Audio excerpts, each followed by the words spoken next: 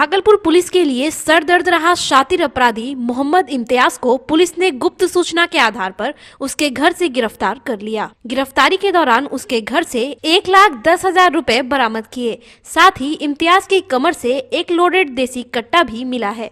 घर की तलाशी लेने पर पुलिस ने 1 दर्जन मोबाइल और एक लैपटॉप के साथ 11 जिंदा कारतूस बरामद किया। मोहम्मद इम्तियाज पर मुजाहिदपुर एवं बबरगंज थाने में आधा दर्जन से अधिक मामले दर्ज हैं, जिनमें पुलिस को काफी दिनों से उसकी तलाश थी। एक देसी कट्टा और लगभग 11 पीस जिंदा गोली बरामद किया गया।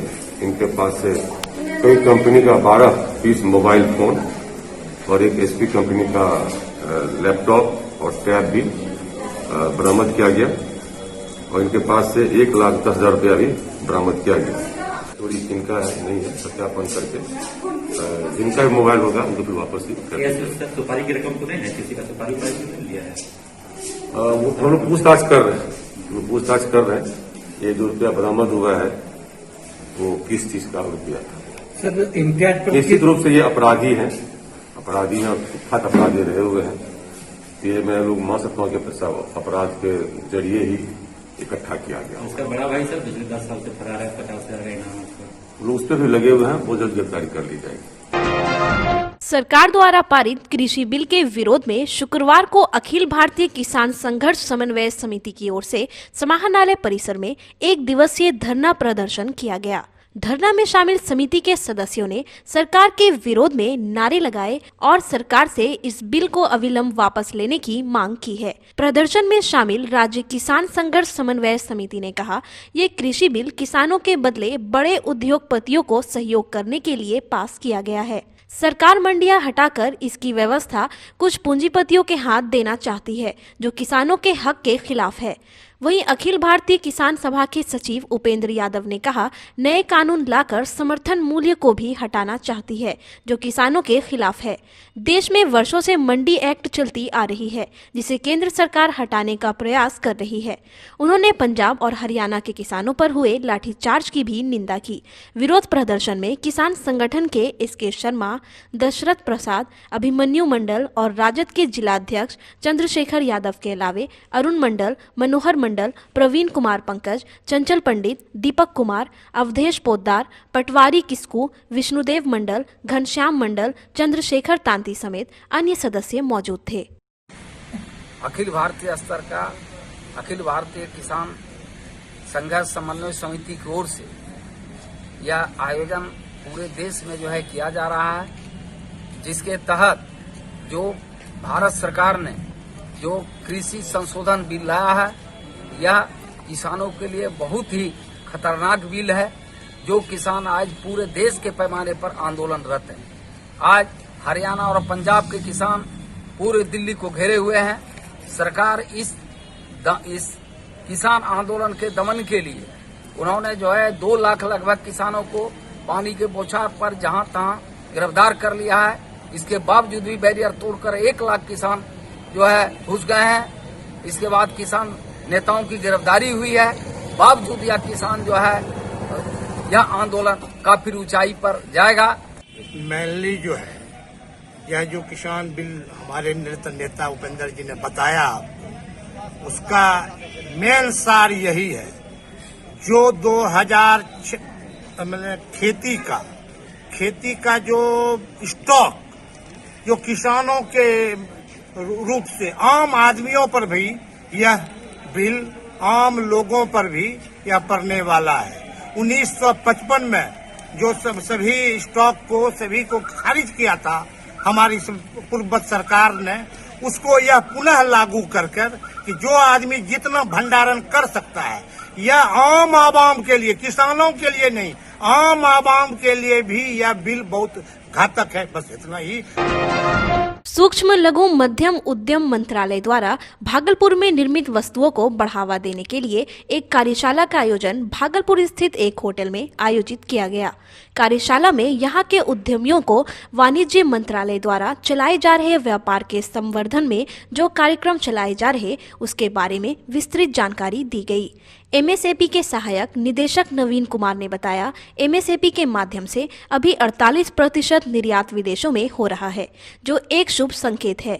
इसके संवर्धन के लिए वाणिज्य मंत्रालय के सहयोग से कार्यशाला आयोजित कर छोटे एवं बड़े उद्यमियों को प्रशिक्षण दिया जाता है। उन्होंने कहा, भागलपुर में सिल्क उद्योग की पर्याप्त संभावनाएं हैं। सूक्ष्म लघु व मध्यम उद्यम मंत्रालय निर्यात से संबंधित तकनीकी पहलुओं की जानकारी दी जाती है।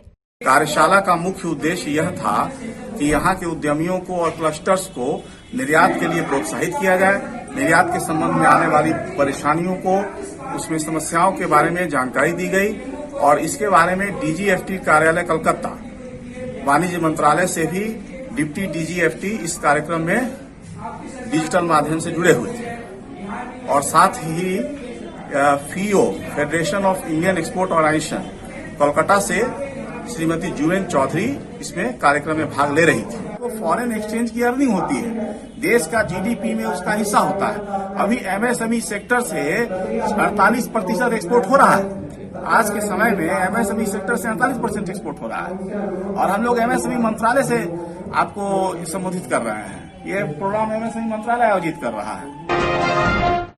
कबूतरों से शुरू हुआ डाक का ये सफर ईमेल पर पहुंच चुका है।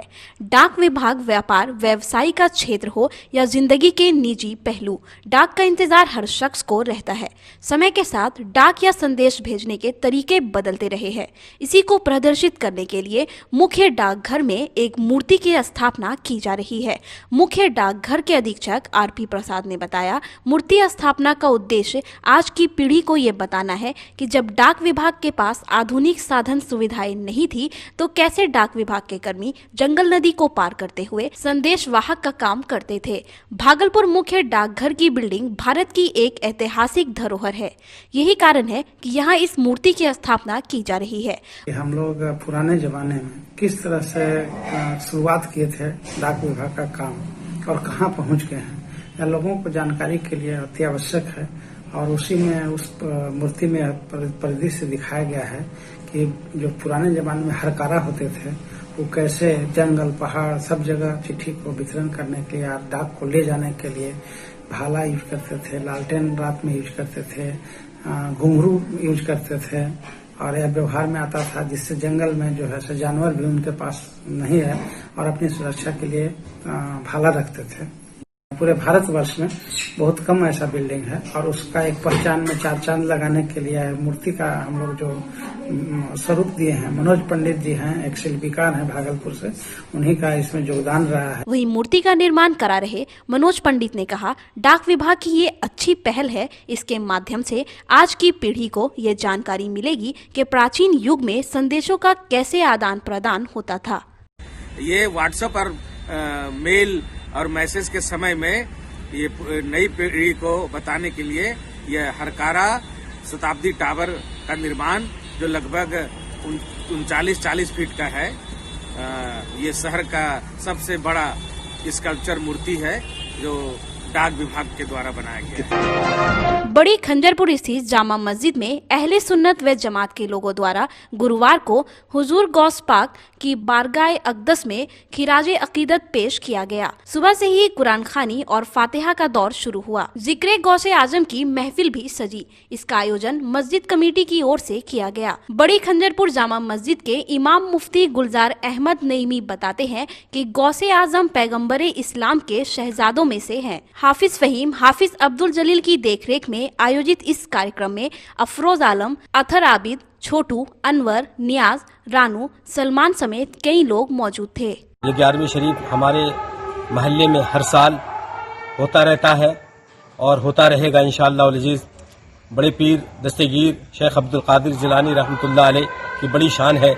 आला हज़रत फाज़िल बरेलवी रहमतुल्लाह अलैह ने इसकी शान में शेर कहा है, वाह क्या मर्तबा एक गौस है बाला तेरा, वाह क्या मर्तबा एक गौस है बाला तेरा, ऊंचे ऊंचों के सरों से है कदम आला तेरा। आज की रात जो है वो 11वीं शरीफ की रात है और हम तमाम मुसलमान जो है अक़ीदत व मोहब्बत से अपने पेशवा हुजूर गौसे समदानी कुतुब रब्बानी सैयदना शेख अब्दुल कादिर जिलानी रज़ियल्लाहु ताला अन्हु की शान में मिलाद पाक का इनेकाद किया है। उनको खिराज अक़ीदत पेश करने के लिए, उनसे फैज़ व बरक़ात हासिल करने के लिए। स्नातक पार्ट 3 की परीक्षा के आयोजन को लेकर 28 नवंबर को 2:30 बजे से विश्वविद्यालय के सिनेट हॉल में टीएनवीयू के प्रभारी कुलपति डॉक्टर संजय कुमार चौधरी की अध्यक्षता में सभी परीक्षा केंद्रों के केंद्राधीक्षकों की एक बैठक आयोजित की गई है, जिसमें केंद्राधीक्षक के साथ साथ उस कॉलेज के परीक्षा नियंत्रक भी भाग लेंगे। विश्वविद्यालय पीआरओ डॉक्टर दीपक कुमार दिनकर ने बताया, बैठक में मुंगेर विश्वविद्यालय के अंतर्गत आने वाले कॉलेजों के केंद्राधीक्षक भी भाग लेंगे। बैठक में सभी केंद्राधीक्षकों की उपस्थिति अनिवार्य है। NH80 की मरम्मती को लेकर जनप्रतिनिधि अब आर पार के मूड में है। सबौर उत्तरी क्षेत्र के जिला परिषद महेश यादव ने इसको लेकर आंदोलन की चेतावनी दी है। भागलपुर के स्थानीय एक होटल में पत्रकारों से बात करते हुए कहा कि 0 माइल से कहलगांव के बीच NH80 की हालत सबसे खराब है। प्रशासन के आश्वासन के बावजूद NH80 पर भारी वाहनों का परिचालन बंद नहीं किया गया। उन्होंने कहा 5 दिसंबर से छोटी वाहनों को छोड़ सभी भारी वाहनों का परिचालन बाधित कर दिया जाएगा। उन्होंने कहा जिलाधिकारी ने भी सड़क मरम्मती का आश्वासन दिया, लेकिन कोई नतीजा नहीं निकला। यह जाम होने का कारण एक तो रोड खराब है, गर्दा उड़ता है और ओवरलोडिंग इतना आता है ट्रक जहां मन तहीं खराब हो जाता है। उस ओवरलोडिंग के कारण से रोड खराब होता है। शुक्रवार को शहर में बूंदाबांदी होने से मौसम का मिजाज बदल गया। तापमान में गिरावट आ गई। मौसम विभाग के अनुसार 1-2 दिन में हल्की बारिश भी हो सकती है। सुबह कोहरे के कारण धुंध छाया रहा, जिससे वाहन चालकों को खासी परेशानी उठानी पड़ी। कहीं कहीं चाय की दुकानों पर लोगों की भीड़ जमी रही, जबकि मुकम्मल तैयारी के बिना सड़कों पर निकले रिक्शा वाले भी अलाव का सहारा लेते देखे गए। अनुमान है कि 1-2 दिनों में ठंड का प्रभाव और बढ़ेगा। भागलपुर विक्रमशिला सेतु पर ट्रक का गुल्ला टूटने से गुरुवार से लगा जाम शुक्रवार की शाम खत्म हुआ। इस बीच सेतु के दोनों ओर कई किलोमीटर तक गाड़ियों की लंबी कतार लग गई। जाम खत्म कराने में पुलिस को कड़ी मशक्कत करनी पड़ी। महाजाम से बस यात्रियों को पैदल ही सेतु पार करना पड़ा। जाम का असर शहर में रहा और गाड़ियां रेंग कर चल रही थी। भागलपुर 0 माइल से नवगछिया 0 माइल तक ट्रकों की लंबी कतार लग गई। साहिबगंज पुलिस को बड़ी सफलता मिली जब कुछ अपराधी बड़ी घटना को अंजाम देने के फिराक में थे, जिन्हें पुलिस ने गुप्त सूचना के आधार पर धर दबोच लिया। पुलिस अधीक्षक अनुरंजन किस्पोटा ने प्रेस कॉन्फ्रेंस कर मामले से संबंधित जानकारी देते हुए बताया कि राजमहल थाना अंतर्गत फुलवरिया बगीचे के तरफ कुछ व्यक्ति संदिग्ध अवस्था में गंभीर घटना करने के उद्देश्य से अवैध आग्नेयास्त्र एवं गोली के साथ घूम रहे हैं। इस सूचना के आलोक में राजमहल थाना प्रभारी चिरंजीत प्रसाद के नेतृत्व में टीम का गठन किया गया। छापेमारी दल के सदस्यों ने पेशेवर तरीके से त्वरित कार्यवाही करते हुए मोहम्मद इस्लाम अंसारी, मोहम्मद सिकंदर अंसारी, मोहम्मद हारून शेख फुलवड़िया, फुलैया टोली थाना राजमहल को अवैध हथियार के साथ गिरफ्तार करने में सफलता हासिल की। सूचना के आधार पर राजमहल थाना प्रभारी के द्वारा गदई दियारा क्षेत्र में अपराधियों के विरुद्ध छापामारी की गई, जिसमें हमारे 60 दल सम्मिलित थे। इन लोगों ने बहुत ही पेशेवर तरीके से प्राप्त सूचना के आधार पर छापामारी की और 7 अपराध कर्मियों को पकड़ने में सफलता हासिल की।